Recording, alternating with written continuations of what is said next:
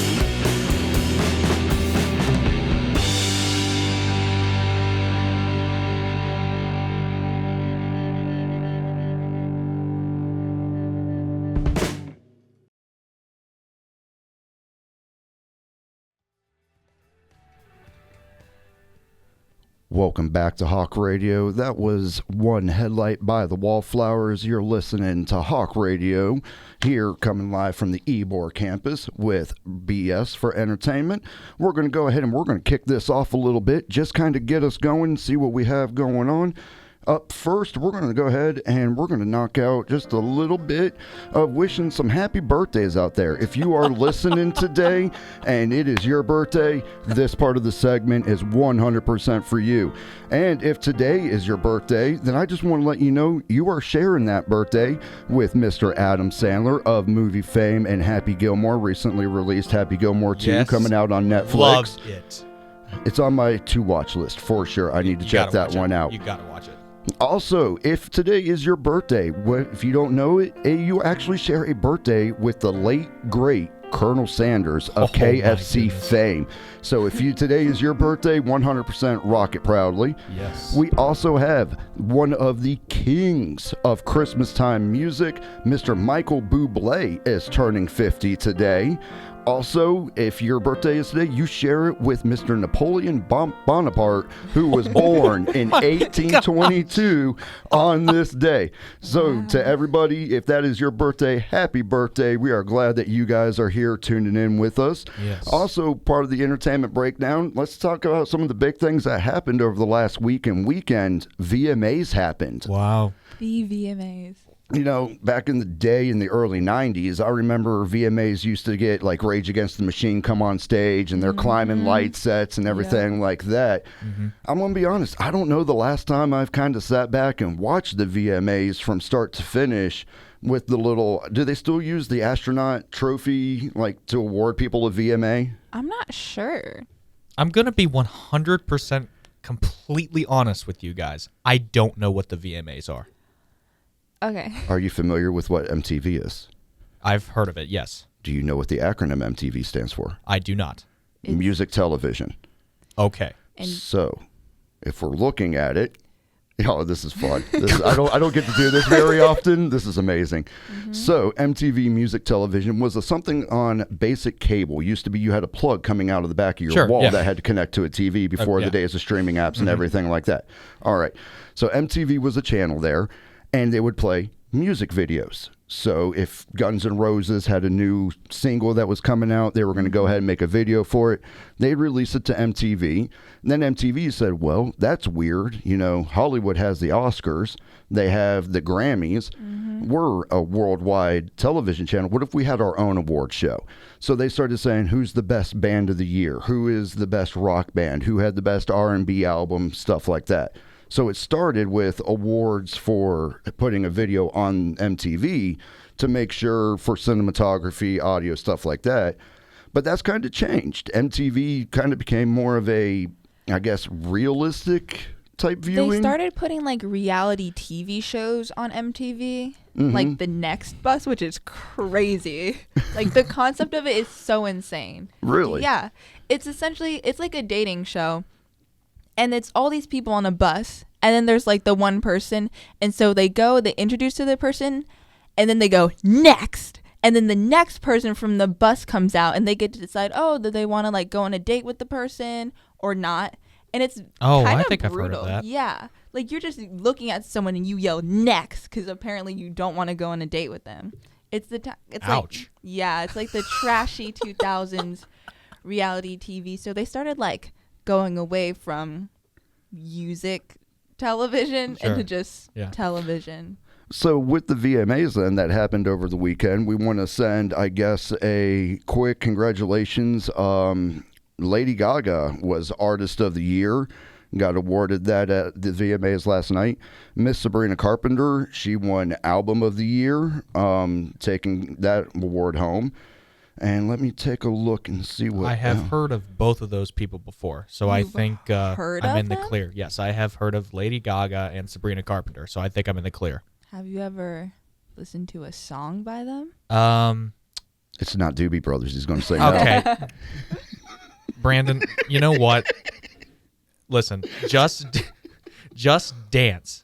Is that by Lady Gaga? Yes. Okay, yeah, I've heard of that one before. Just the one?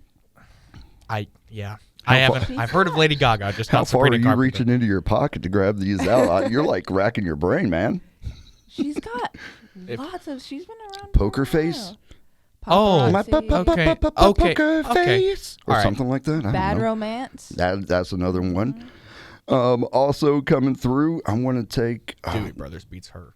Yeah, For I have a lot video- of opinions. for Video of the Year. My youngest daughter is going to be thrilled about this one. Video of the Year was won by Miss Ariana Grande for Brighter Days Ahead. Let's take a look. Excited about that? I love Ariana Grande, Really? man. Her so you songs. know her, but not Lady Gaga? Yes. All right. Yeah. But they were the same time of releasing music. And also similar genres. Okay. How I do you- still like Ariana Grande better. All right. Hey, you know what? Yeah, that's finding your music taste. Song of the Year went out to Rose and Bruno Mars for, I guess it's Apartment, but it's APT. I'm going to be so honest. I'm Love that You song. know that song? Love that song. Up to Yep. Love that song. Yeah, I'm so out of modern pop music. Yep. Usually just stick with my rock channels and stuff like that. Let's see. Best pop artist. Again, Sabrina Carpenter took that one home. And did you guys hear that when it came for Lady Gaga's speech and everything, she did a speech and then had to immediately leave the show there and go over to Madison Square Garden and do a performance, and the VMAs did like a crossplay where they showed her live at MSG while they were doing the show, even though she was just there. No, I did not hear that. That's actually really cool. That is, to me, that's one of those things that kind of gets underappreciated when you're talking about like entertainers and stuff. The show doesn't stop. You go from one show, you're there, you're accepting awards, you're dressed for the red carpet, and then 30, 40 minutes later, you're standing in front of Madison Square Garden, who knows, 50,000 people screaming for a show, and you're performing live, and then they do a cross feed back to the award show that you were just on. Wow. So you won an award, and then you go perform. That sounds like that's Artist of the Year material to me. 100%. I don't know how many rock bands or pop bands could go out there, because usually they get, hey, this is your time, this is what you're doing, and then you're kind of cut loose, I thought. And this was Lady Gaga? This was Lady Gaga wow, that did that. Congratulations, Lady Gaga. Wow. Yeah. She's definitely listening to this. Yeah, 100%. Yep. One of us is going to get a text, and it's going to be like a blue check mark on our Instagram. Lady Gaga sends a message. like, Great job for the shout out. Love the show. That would be fantastic. Well, you know, I always thought when I was listening to her songs, it was kind of like I didn't really know what to think, because her songs are just so, you know, enraged. Like her songs, like her music type is obviously not mine, but it sounds good. Like I just don't know. Like I've got good feelings about her songs. I think that's what the young kids today call a bop. If it's that kind of hit, it makes you bop a little bit, bouncing up and down.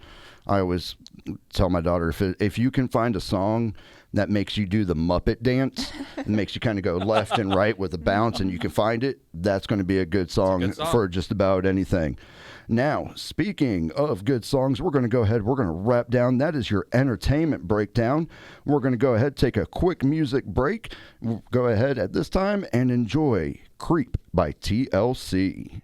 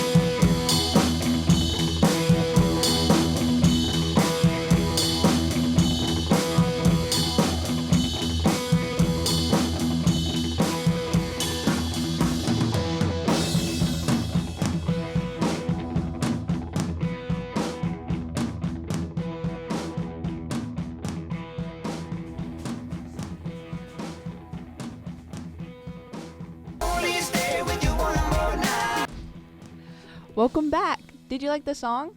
I mean, it's got a good beat to it, but I'm glad. it's no Michael Yeah. McDonald. But yeah, it's good. You and this Michael McDonald. One would think you were like Boy Scouts together or something, the way you talk about him. Like he's your next door neighbor. You guys go fishing on the weekends. Wow. All right. Fishing. My segment is about movies, and I'm going to talk about the movie Creep. Now, contrary to TLC's song, the song is not about infidelity, if you were listening. So. I mean, it's still scary. But Brandon, you've seen the movie before. I have. And if I'm remembering correctly, this was like 2014. Yep, 2014. So going back in the movie vaults a little bit, and what I remember about it, it was an uncomfortable movie. Yeah. I was sitting with my two friends, and I kept reaching for my friend's hand. I was like, oh no. Like, no, I hope it doesn't happen. But the movie is about a young videographer named Aaron answers an online ad that says $1,000 for the day, filming service, discretion is appreciated. So he drives to this remote cabin to record a man, whose name is Joseph, quote unquote, who wants to make a video for his unborn child. But as the day goes on, Joseph's behavior becomes more unsettling, and Aaron begins to question his intentions. What's special about this film, and what I think makes it so scary, is that it's all like found footage. So like it's from, the cameraman is like filming himself like on the way, and he's like looking for this guy, and all of it is like just camera footage. But you don't know, just. It's one of those when you take a look like almost Blair Witch style. It looks like it was shot on a handheld VHS camera, and it's just got those weird jerky movements. When the guy gets surprised, the camera goes all over the place, and you're like, oh, I don't know if I'm more anxious about this scene for the jump scare or if I'm just nauseous from the way it's shot, but it's definitely an interesting way to do it. Yeah, I was joking with my friends about how this guy Aaron, there's a reason why he's, going to get $1,000 per day, because he's not very good at being a videographer. Like half the times he's way too zoomed in. The camera's shaky. It's like it's off angle and stuff. But I think the like realness of it is what adds to like the scariness. And another thing that's special about this movie is how small like the cast and crew is. There's only two people on screen. It's the guy who plays Joseph and the guy who plays Aaron, which also happens to be the guy who plays Aaron is the director, and both of the two guys are the writers of the movie. There's only one other person, and it's this lady's voice who's apparently like Joseph's sister. No, but Joseph calls this lady his wife. Oh. Yeah. And so this guy, he keeps trying to scare Aaron, like jump scares, which obviously gets me all the time. I get scared a lot. But he like keeps trying to scare Aaron, and then there's a part where he's talking about like when he was a kid, because he wants to make this film for his unborn kid. Right. Supposedly. And he keeps talking about like peach fuzz. And so yeah. What? But yeah. So Aaron is, he's looking around. He goes around the closet. He gets scared. He gets scared by this, like, strange, like, Party City Spirit Halloween wolf mask that Joseph, he puts it on and says that he's Peach Fuzz. And he sings a song. He sings a rather joyous song about being Peach Fuzz. And then, That's some Five Nights at Freddy's type stuff right there. Like, it's scary. I've heard of that game. You've heard of it? Yeah. That game sounds scary. You've never played Five Nights at Freddy's? Never. Did you watch the movie? No. What? No. They're coming out with this part 2 this December. Really? Yeah. Like it's one of those that's like so scary today for younger generations that Halloween Horror Nights dedicated an entire area to Five Nights at Freddy's to go walk through this pizza parlor. Okay. Yeah. And my youngest, that is like her one birthday wish is to go celebrate her birthday at the Five Nights at Freddy's in Halloween Horror Nights. And Okay. I'm like, I can take you to downtown Tampa Chuck E. Cheese. It's just as scary. Yeah. We can get through this. Yeah. But yeah, no, Five Nights at Freddy's. Definitely check out the movie. Do you like Matthew Lillard as an actor? Don't tell me you don't know who that is. Are you serious? I don't know who that is. Okay, you probably, Brandon, know him from Scream, but I kind of know him from the live-action Scooby-Doo movie. He played Shaggy. Nope. Seriously? Nope. I do know who Shaggy is. Interesting side note, when Casey Kasem passed away, Matthew Lillard actually became Shaggy on the animated series as well. He's So done a he's lot been of able stuff. to he deals a lot with that kind of horror genre and stuff like that. So I'm kind of excited about the second one. But talking about that movie Creep, there was a few times that I just remember sitting there and all of a sudden you get like that nails on a chalkboard in the back of your head waiting for something to happen, and then sometimes it doesn't happen. And you're like, okay, I can breathe. And then Yeah. bam, something happens immediately. And you're like, They delayed jump scare. I don't like this. They trick you. There's a part where Joseph doesn't let Aaron leave. It's nighttime. He's like, oh, but why don't you just have like a celebratory drink of like how good the day is gone? And he's like, oh, but I can't find my keys. He's like, we'll have a drink and then look for your keys. And then he's like, oh, I still can't find my keys. But he's like, your alcohol level's too high to drive. You can spend the night. Basically trapping him here. And what Aaron does, he's like, oh, you know what? Well, let's have another drink. And apparently he ends up drugging him with Benadryl, which I did not know you could do. I'm pretty sure that's something you can get at CVS, which I feel like is a little dangerous. And so he steals Joseph's phone, and that's when he calls. Supposedly Joseph's wife, Angela, turns out to be his sister, and she warns him. He's like, you know what? You just got to get out of there. Like, just get out. And like, if I called someone's wife and I was like, hey, like your husband's being weird, it's like, I don't have a husband, that's my brother, you should leave. I would freak out. Like, I don't care if I don't have my keys. I'm running. I'm gonna full on sprint as far away as I can. Wow. That whole movie was pretty much the definition of ignoring red flags. Oh yes. I'm going to turn a blind eye to every single weird thing I'm seeing because I really need the $1,000 for this dude. Like, he takes him out to the woods and he runs around. He puts on this creepy mask, and then he's like, oh, he steals his keys, and it's like, you didn't Gotta think steal to be the like, keys. oh man, you know what? I've got my my side gig in the morning too. You know, oh, I have to go pick up my friend from the airport. I gotta go. There's so many excuses that you could have made to live. But When did this movie come out again? 2014. So over a decade ago? Yeah, 11 years ago. Wow. Okay. Yeah, but they ended up making a second one called Creep 2. What are you looking at me like that for, Brandon? I'm just curious. How old were you in 2014? Oh gosh, I have to do We the were math. Let me do some subtraction on my paper here. So Okay, boomer. 2025 minus 2006, 5. You gotta get a one out of there. Okay, I can do the math quicker than that. We were about like 7, 8 years old. So in the 3rd grade. I was 19 years old. I can't do math. Yeah, no, you can't. I'm sorry. I was just about to give you some credit for doing the sorry. long way of subtraction I'm and not sorry. that common core stuff. What did And I do wrong? Oh, I put 2000. You put the wrong year. I know. I put 2006, the year I was born, and not 2014. I'm sorry. Let me try again. Okay, you know what? If you really need to do the math, go ahead. I do. I was 11. So I was 11. While Ben is sitting here trying to figure You out were how not old. 11. Yes, I was. You were 11 in 2014? Yes, that's what my math says. Your math. You know what? Maybe you should study some more. Get on IXL or something. Oh, Start doing some wow. flashcards. The IXL insult is crazy.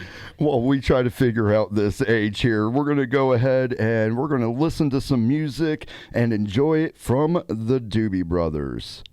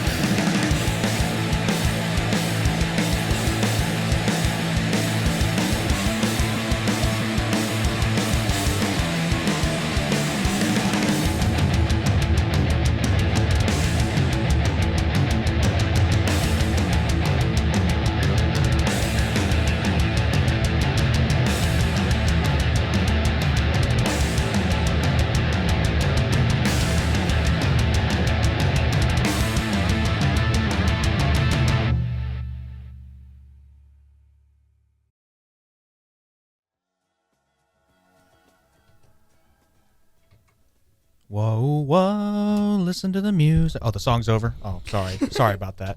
It was a good song. I liked it. I love the Doobie Brothers. I am sorry for anyone who disagrees with me. I love the Doobie Brothers. Well, we know. thank you. Well, you're listening to Breakdown at Noon on HC Hawk Radio, along with Brandon and Eyla. I'm Ben Tilley. Thank you so much, everyone, for joining us today. Well, guys, a lot happened over the weekend in the sports world. I don't know if any of you were watching, but we had an unbelievable breakout of sports. College football, baseball, NFL football, just everything happened over the weekend. And it was week 1 for most of the NFL. I believe it was week 2 for college. So anyway, we're going to get into it right now. Around the world, starting with college football. Got a couple of standout games here that stood out to me. So first we got Texas versus San Jose State, where Texas took the win in that one, 38-7. We talked about last week, Brandon, Arch Manning did not have that good of a game. They lost to Ohio State. This time, Arch Manning had a great game, throwing, I think, over 2 touchdowns, and I think running for 1 too. He could be something, or he could be a bust. Yeah, I think it's just going to be a matter of comfort. Anytime you walk into an area and you're second, third generation, there's a level of expectation that's put on you above your peers. So you have to either overperform consistently or you're going to kind of get left in the dirt a little bit. I think Texas is going to be fine. They need to shake off what happened the week prior, go in, they won this week, keep that momentum, and just make sure that they're doing the fundamentals and give Mr. Manning the chance to be what he's supposed to be, that cornerstone of that team there. Yeah, it's going to be a story for sure, definitely for Texas, because that's one of the things that, you kind of got to worry about, when you're looking at these college football players. Are they going to be superstars? Are they going to be just mediocre players? Are they going to be completely busts? It's definitely something that, especially in the past few years, has been looked at a lot more recently. So here's another game here that I was looking at, and it's actually kind of surprising. Clemson versus Troy. Clemson won 27-16 only after they had to come back after falling behind 16-0. Wow. I honestly think that they are going to be a bust this year. Dabo Swinney's got a lot of work to do. I'm just going to go right out the gate here, man. Shout out Troy for what they were able to do. Were they playing in Death Valley on that? Were they? I'm not sure. I am not sure. It's amazing to see these colleges that are putting out fantastic programs. And it used to be, watching these games where week 1, week 2, they were your warm-up games. Big university like Florida State would say, hey, we're going to pay Indian River Community College $50,000. Come up to Tallahassee, come on TV, be exposed, get your school name out there. Yeah. Because you may not make FSU, but you could try here because they're on national TV. Watching the USFs, watching the Troy universities, watching these guys starting to borrow, I guess, a boxing phrase, punching up. They're looking at that next level, saying, hey, we're just as good as you guys are. We're just as dedicated. We just don't have as large a fan base. And I like seeing that competition of the low. I don't want to say lower because it sounds like it kind of puts a bad name on those different divisions, but the smaller divisions, the ones that aren't on the underdogs. In a way, yes. In a way, yeah. It would be like if you went and sell St. Leo down there in downtown Tampa Bay, and St. Leo decides, hey, I'm going to go play Miami, Florida in a football game. You're not going to expect Leo to do much, but they get that exposure, and if they make it competitive, it makes it funner. And that's what I like seeing is seeing that the games, from what I saw on Saturday, they seem to be much more hard-hitting, much faster paced. I saw a lot more no-huddle offenses running the ball, and seeing that just makes it more entertaining for me as a viewer. Absolutely. Yeah, and that's 100% correct, too. Those colleges that get more exposure when they go play those bigger teams, it's just great to see. It really is. All right, final college game, perhaps maybe the biggest upset of the week. Uh-oh. USF versus UF. South Florida and Alec Golish getting the win against Billy Napier and the Gators. 18-16, kicking a game-winning field goal. Brandon is freaking out over here. I mean, just a huge upset. No time left. Is this USF's year? I mean, you got to think about it, right? Alec Golish in his press conference, he thinks they can do it. I see you guys staring at me. I'm collecting these thoughts because I just want to hear what you have to say. This was an emotional game for me. Yeah. I have been a lifelong Gators fan, had my football jersey on and everything at the house. Mrs. BS was laughing at me. Oh, you're so cute, dressed up for football. And I'm like, hey, it's work. I got to know for the radio show. Mm-hmm. So shout out to Mrs. BS for giving me a whole weekend just to watch sports to be prepared for this segment. There you go. But for me, I was torn. I'm a passionate Gators fan, but at the same time, with the discussion we had about USF and what they were doing, I had that let's go for the underdog, as Miss Eyla just said a little bit ago. I wanted to see USF go in there and do something. Fight. And the first half, they held the Florida Gators to 15 points in the first half. They were running a hurry-up offense as if you were watching them coming out of like Oklahoma University over there with the way they were running it. But I think for me, the highlight of the game was the defensive battle back and forth, watching the teams control the clock. And really, Florida started dropping the ball in that fourth quarter. They gave up, 105 yards in penalties? Somewhere along that line, yeah. And so watching that, it was like once the penalties started piling up, I was like, we have a chance here. We have a shot at seeing it. And I remember during that game, I actually called my younger brother who was watching it on his cell phone. So for like the last 2 minutes, he and I were FaceTiming and like, oh man, this is amazing. So watching that live with him felt just like celebrating a home team victory, even though my team had actually lost on that one. Yeah. It's just, to me, it's crazy because I actually, for the first time in a while, because I'm not a big college football watcher, I watched that entire game thinking to myself that it was going to be a good game. A lot of other people didn't think it that way because they were like, oh, Florida's just going to run them over and bulldoze them. And it did not happen. USF has got some fight in them. I'll tell you, the next big test, Miami, coming up this weekend. That's going to be another one that I'm going to be on the sofa watching for because I know what it's going to be like next Tuesday when we come in again. That's amazing. Miami. Wow. I mean, just got to think, it's just Miami is one of those colleges that you're just expecting them to do good every single game.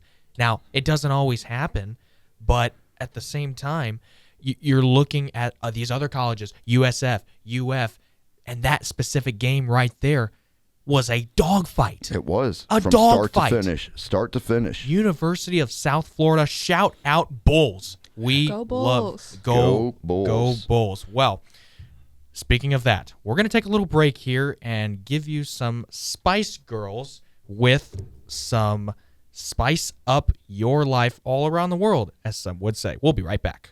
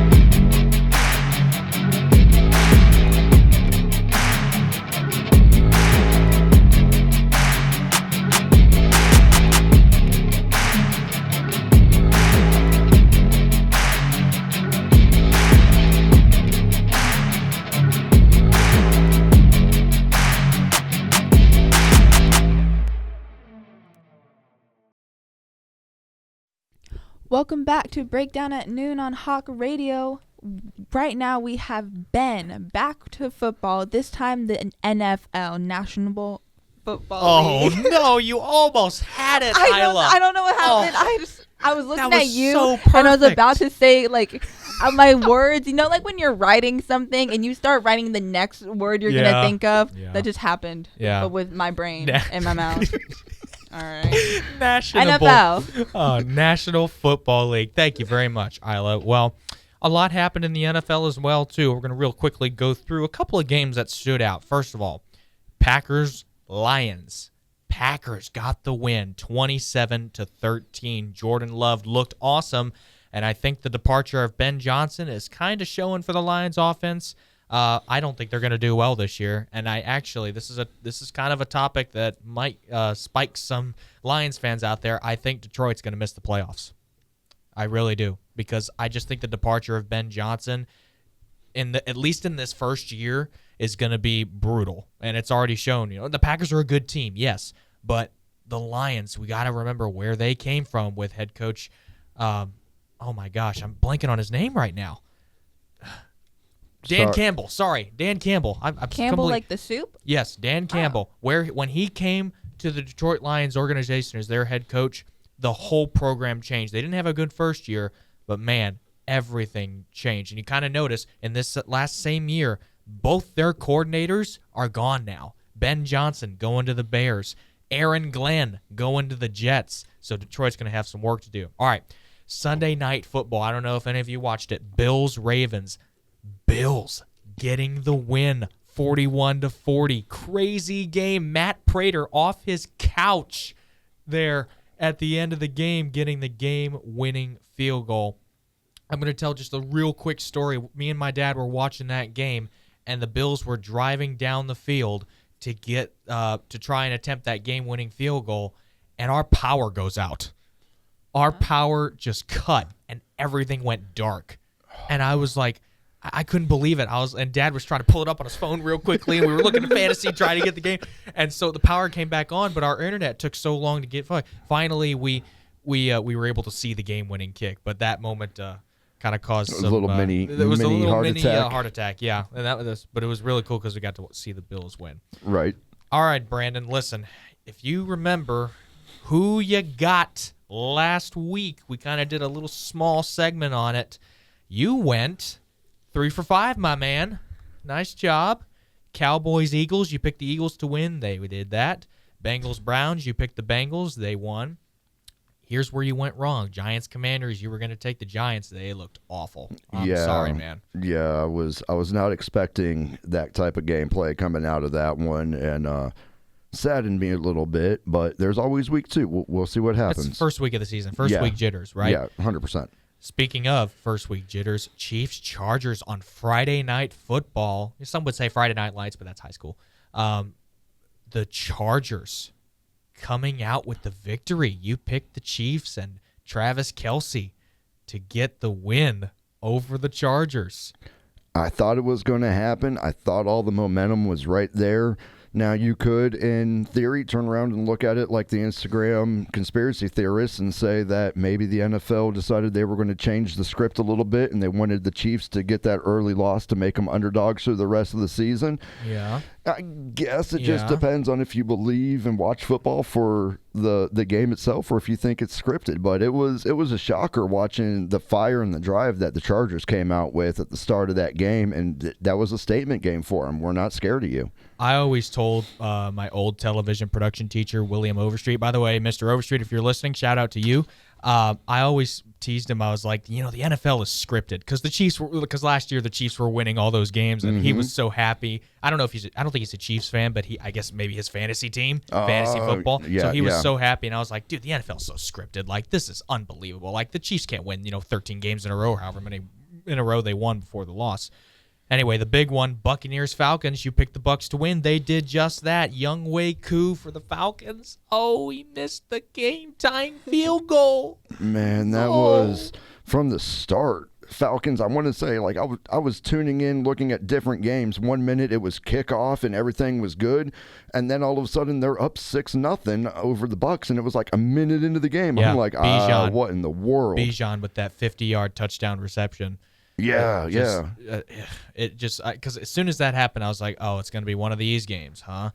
But then you kind of just see the defense start to settle down a little bit. Todd Bowles started to dial up some more, more effective blitzes as he always does, and then the offense sputtering a little bit. Josh Grizzard, first year play caller, trying to getting a rhythm with his play calling, and you just kind of see the rhythm start to kick in a little bit, and there you go. Then you get a touchdown. By the way, Emeka Egbuka, he is going to be a star. He is absolutely going to be a star. What a performance in the first week of the season by him. Just unreal.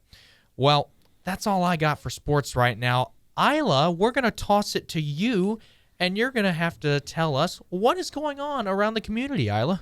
What's going on? Well, yesterday, SGA had Movie Monday. They played the movie A Man Called Otto in honor of mental health awareness. Oh, I've seen that movie. Really? Yeah. I haven't. It's a good movie. It's a good one? Yeah. Okay. Well, this Friday, HC, there you Hillsborough go. College. Yes. Their we theater. can't get that messed up anymore. Yep. Yep. They are doing kind of a poetry workshop and also performances, if you guys want to go and check that out. Okay. Would you say A poetry workshop. poetry Haikus and workshop? stuff. Oh, okay. Like limericks and stuff? That was out of all the poetry things, you chose limericks. I just remember that for some Yeah? reason. I don't know why. I mean, we did go through pretty heavy. We did. We wrote a lot of English. poems in our middle school days. Yeah. Yeah. But- It's not so much a thing anymore in high school. We didn't really have to write Oh, poems. no, we had poetry jam. It was more of an elective thing. But Oh. yeah, it's similar to that. Oh, gotcha. Okay. Yeah. So like an open mic night, you go up there Yeah. and say your poems and everything, do your performative dance if you want in a way. Oh, well, I'm not sure about dance, but you go, people do their poems, and you snap instead of clapping for applause. Yes, that's right. Yeah, your snaps. Yeah. Also, What?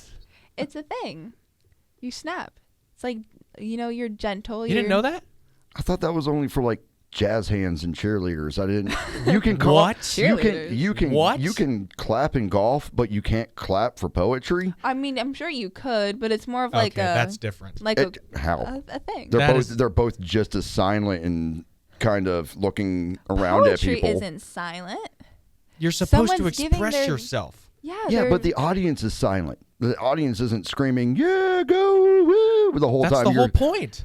yeah, you're listening. In golf, they do that. Yeah, but they still clap when the dude hits the putt. They don't sit there and snap their fingers. Well, I mean, you think about At least like they clap in golf. yeah. So but, what's the difference here? I'm very confused. Well, golf, you're outside and it's harder to hear snaps. But you're broadcasting on live TV that have microphones, so they're going to hear the snaps. What? So why are we snapping indoors, but golf can clap when it's supposed to be a silent game? It's take a. I don't know. I really don't know. Listen. It's just a thing. Listen, I'm the golf guy here, and I'm struggling to comprehend what you are trying to say here. Because you do clap in golf. You can yell and scream and whatnot when they're but when they're playing, you have to be silent. Just Yes. like in poetry, you have to be silent when they're reading. But it's not normal in poetry to, as soon as someone's done reading their poem, you get up and go, yeah, good job, woohoo! Okay, Yeah. don't hit the mic. Yeah, Well, well, that's not what you're supposed to do. Yeah. Well, if we could do that, maybe I'd go to more poetry readings. I'm sure I there's don't have a someone. beret to snap with. I'm sure there's poets where you can like clap as loud as you want. Yeah. But anyways, at the Tampa Theater, they're playing The Roses and Highs to Lows, which is Spike Lee's new movie. I'm really excited. I've been trying to see that one. And coming up, they have a classic, Pulp Fiction. And anybody who has kids, or if you're like me and really, really like this movie, they have a Frozen sing-along.